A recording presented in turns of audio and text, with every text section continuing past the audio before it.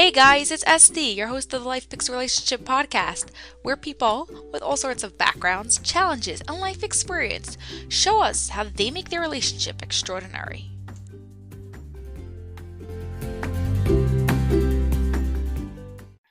Hey guys, we're here today with Kurt Nelson. How are you? I am doing well. Thank you for having me. So glad to be here with you. You want to tell us a bit about yourself and what you do? Yeah, so I am a behavioral scientist.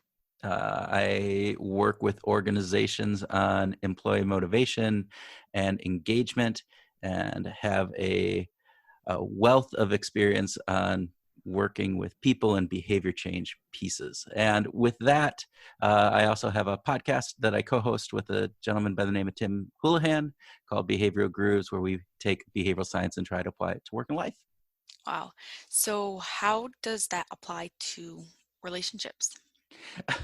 That's a good question. So, when you think about how people come to relationships, there are a number of different things that go on inside of a relationship, and we're all human. And oftentimes we expect people to be one way, and because we're human, we show up in a multifaceted number of ways. And so, behavioral science helps us understand some of those multifaceted ways that we show up. And so, it can help in understanding our relationships better. Lots of myriad ways of that happening. Yeah. So, how does one begin to start understanding themselves before they can understand someone else? That is the $20,000 question, isn't it?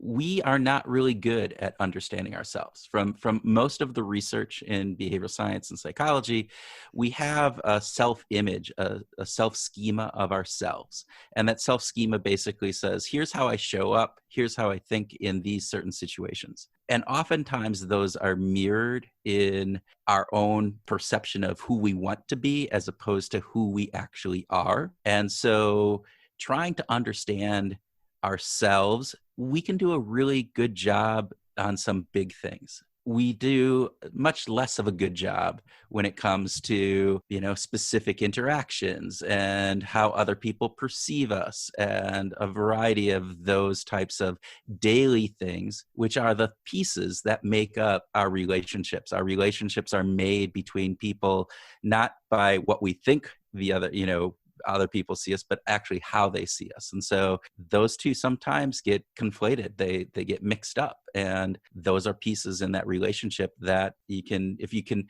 better understand some of the ways that we tend to see things, then have a better understanding of yourself and how that can play out in any type of relationship that you have. Are those tendencies a general thing or different to each person? So there are some general tendencies across humans, right? We have certain what we call behavioral biases.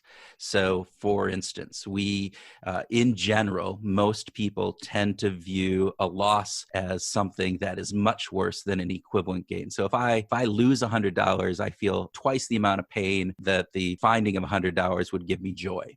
Those are generally across most people. Now, given that, behavioral science is really important to say that everything is contextual as well. So that means that in any one situation or any one person, it's going to show up differently than it would in any other person.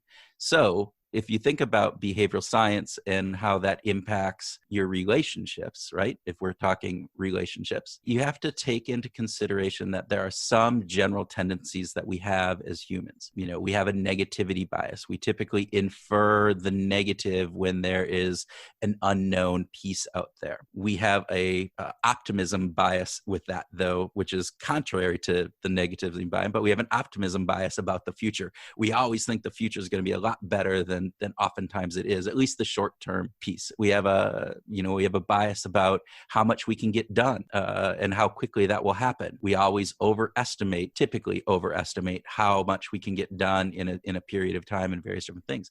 And if you think about these things inside of relationships, all of those can impact how we do, because relationships are built on, obviously, trust. They're built on open, honest communication. They're built on this element of really expectations, which is one of the important things that I think we don't always think about, is we have expectations of how we're going to interact and how other people are going to interact with us. And that's what builds that positive relationship. And so if we can understand that, hey, yeah, that person says they're going to do these things, but that might be that optimism bias coming out, that we will say things about what we're going to do. But if we can realize, wow, I typically say these things, but I then have to walk myself back because I don't always do those things that I say I'm going to do. All of those types of impacts from a behavioral science perspective impact how we show up within a relationship. Yeah, so it's about really being aware of how you behave in different situations, so that way you could behave in a positive way that you want to show up in the relationship. Yeah. Now, what if you see a behavior in your spouse? Mm. How do you get involved in that or not? Or what should one do if they want to change that? Oh, yeah, so the other one was a $20,000 question. This is the $100,000 question, right? Behavior change is difficult, and trying to change other people's behavior is extremely difficult, and particularly if it is somebody who's close to us and that we have feelings for and that we love, and yet they're doing something that is just irks you, right? That just gets under your skin. And I would very cautiously, not recommend doing behavior change modifications. There are things you can do, from offering incentives, either being extrinsic or intrinsic incentives. So, but there are some things that you can do, I think, to let the other person know. So one of the big things is that we don't share our innermost feelings typically really well with most people, oftentimes even those people who are closest to us. And so understanding the person and how you're communicating with them. So one of the things to really think about is, have I expressed my feelings about this in a way that isn't accusatory? Because the one thing that we know is, if you start saying, you do this, what we tend to do is we fall back, we get into our fight or flight mode. And that Right. fight or That flight is like a mode, general tendency, that's something a that we general hold. Right. tendency. If we feel like we're being attacked, we have this innate response to go into fight or flight. And when fight or flight happens, it reduces the amount of our cognitive thinking that goes on, and we fall back into habitual habits, and we tend to get defensive. And when we get defensive, we're not trying to look at the holistic perspective, which means that I'm not actually trying to look at your perspective. I'm just trying to defend my own actions. And so if you approach somebody about, your behavior change is wrong, that usually will incite somebody to go back into themselves and get defensive about it. So it's about using I statements instead of you statements in those situations. So when you're talking with somebody about, hey, I feel like you're not paying attention to me when you're looking at your phone at dinner, and that makes me feel like I'm unwanted by you.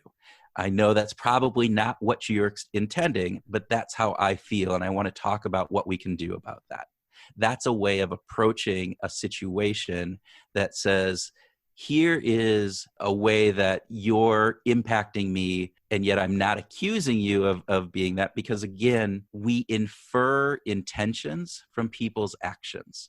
And I talked a little bit about the negativity bias that we have, and we often infer the negative. Now that's where trust comes in, and in a positive, strong relationship, if you have trust, you infer the positive as inferring the negative, and all of those facets that go into that. Yeah, so it's about really knowing the behaviors of humans, of yourself, and of your partner, and working the whole thing out together. What for this specific situation works. Yeah. So Yes. if one wants to modify their own behaviors, Yeah. how do you suggest one does that? So a lot of our behaviors are habitual or routine, and often a lot of them fly underneath our conscious radar. So we don't really even think about doing them.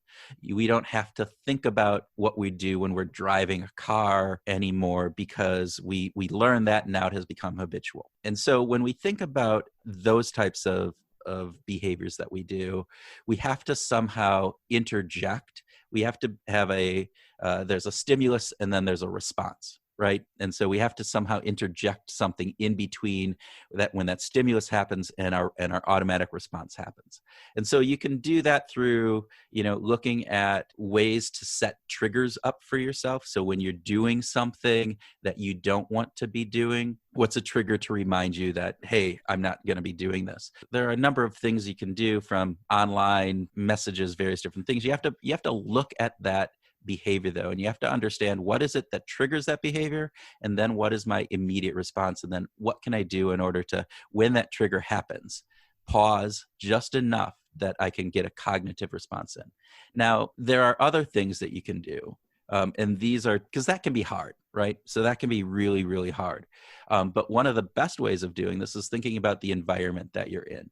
So if you know that you respond, like if your phone vibrates and you have this urge that you have to look and see that text message, and yet you're at dinner and you know that bothers your spouse, but you still have this urge to do it, what can you do to change that environment? How can you put that phone so it doesn't vibrate, so you don't hear it, you put it in a different room or do something else, but you change those things so you don't even have the option of the trigger. Those are called Odysseus contracts that you have, where you basically take yourself that option that you have out of play. So you don't even have the option of being able to look at that phone. Or you do what we call when then statements. And if you can do some when then statements prior, so in your planning stage, we call that a cold state, right? That is when your emotions aren't involved and you go, yes, I should be able to do this, right? I wanna be there for my spouse. And so I don't want to have to look at that text or my phone when we're at dinner. But yeah, if we're sitting there at dinner and that phone vibrates, that's called a hot state, because there's an emotional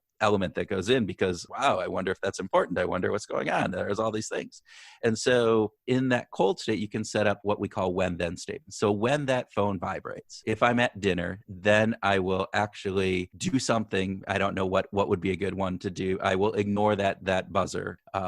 That's hard because it's still going to have the angst there, but I will take a bite of my food and take a drink of my drink before answering the phone. Because if you actually give yourself that pause in between, Yeah. you're more likely to not do that behavior. So Yeah, because we're like stuck in the pattern of how we behave. So either we take it away completely, like you said, move the phone away, or find something that breaks the pattern so that our brain could be trained to think differently. yeah, And then I think Esty, that's also, a wonderful way of stating that.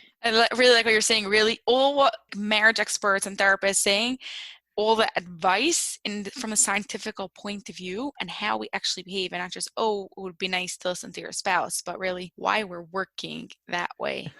Yeah. Yeah. I'm excited to hear what people say about some of this stuff, and I'm super excited about what you're doing, because I think it's really important.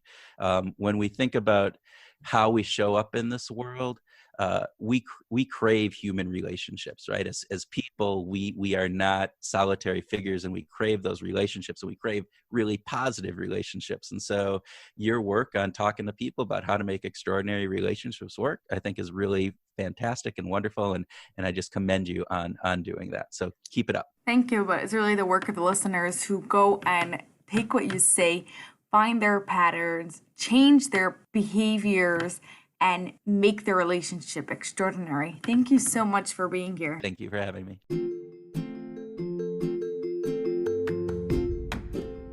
Guys, I hope you enjoyed that episode and subscribe to the podcast. Leave a comment below so I can know what you think, and to book your relationship photo shoot, CJ session, or just to hear more about what we do, go to lifepicksrelationships.as.me. I'm waiting.